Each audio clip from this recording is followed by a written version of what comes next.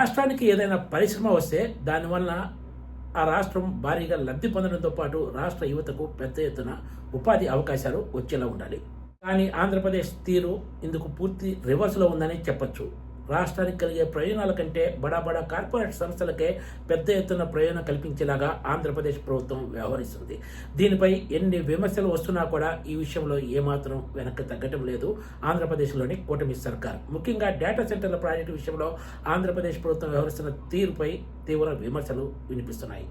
ఒకవైపు రాష్ట్రం అప్పుల ఊబిలో కూరుకుపోతున్నా కూడా పెద్ద కార్పొరేట్ కంపెనీలకు వేల కోట్ల రూపాయల మేర రాయితీలు కల్పించడానికి సర్కార్ ఏమాత్రం వెనకాడటం లేదు. తెర వెనుక లావాదేవీలు ఏవో ఉండబట్టే పెద్ద కార్పొరేట్ కంపెనీలకు సర్కార్ ఇంతగా ప్రయోజనం కల్పిస్తుందనే అనుమానాలు కూడా లేకపోలేదు.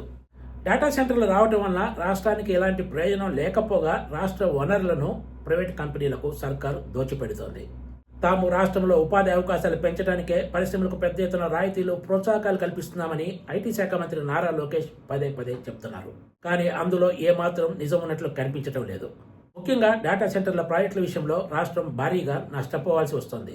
ఇప్పటికే గూగుల్ అదాని డేటా సెంటర్కు భారీ ఎత్తున రాయితీలు ప్రకటించిన ఆంధ్రప్రదేశ్ సర్కార్ తాజాగా దిగ్గజ పారిశ్రామిక సంస్థ రిలయన్స్ ఇండస్ట్రీస్ విజయనగరంలో ఏర్పాటు చేయనున్న giga scale AI data centre కూడా అదే తరహాలో భారీ రాయితీలు ప్రోత్సాహకాలు ప్రకటించింది.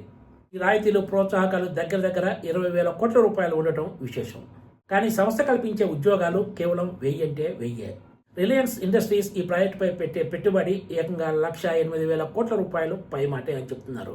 అయితే ఈ 1000 ఉద్యోగాలు కూడా గ్యారంటీగా వస్తాయని నమ్మకం లేదు. కేవలం 1000 ఉద్యోగాలకు ఛాన్స్ మాత్రమే ఉన్నట్లు చెప్తున్నారు. ఈ ఛాన్స్ ఉన్నట్లు చెప్పిన 1000 ఉద్యోగాలు కల్పించినా కూడా ఆంధ్రప్రదేశ్ ప్రభుత్వం రిలయన్స్ ఇండస్ట్రీస్ కల్పించిన రాయితీలు లెక్క చూసుకుంటే ఒక్కో ఉద్యోగానికి ప్రభుత్వం 20 కోట్ల రూపాయల మేర రాయితీలు ప్రోత్సాహకాలు ఇచ్చినట్లు అవుతుంది. అధికార వర్గాలు కూడా ఈ విషయాన్ని ధృవీకరిస్తున్నాయి.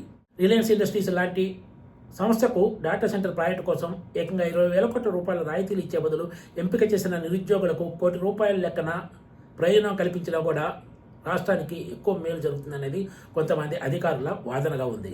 ఒక సీనియర్ ఐఏఎస్ అధికారి కూడా ఇదే తరహా అభిప్రాయాన్ని వ్యక్తం చేశారు. అడ్డగోలుగా డేటా సెంటర్లకు రాయితీలు ఇవ్వడం ఒక సమస్య అయితే ఈ ప్రాజెక్టుల వల్ల భవిష్యత్తులో పర్యావరణ పరంగా ఎన్నో సమస్యలు వస్తాయని కూడా అధికారులు చెప్తున్నారు. నివేదికలు కూడా ఇదే విషయాన్ని ధృవీకరిస్తున్నాయి. అంతేకాదు ఈ ప్రాజెక్టులు పెద్ద ఎత్తున విద్యుత్తును నీటిని కూడా వినియోగిస్తాయి. గూగుల్ అదాని డేటా సెంటర్ల విషయంలో కూడా ఇంచుమించు ఇదే తరహా పరిస్థితి ఉందనే చెప్పొచ్చు. ఈ ప్రాజెక్టుల ద్వారా పెద్ద ఎత్తున ప్రయోజనం పొందుతున్నది బడా కంపెనీలు అయితే ఆంధ్రప్రదేశ్ సర్కార్ మాత్రం రాష్ట్రానికి ఈ ప్రాజెక్టులు రావడమే ఓ గొప్ప వరం అన్నట్లు కలరింగ్ ఇస్తుంది. ఇందులో ఏమాత్రం వాస్తవం లేదని ఐఏఎస్ అధికారులు స్పష్టం చేస్తున్నారు.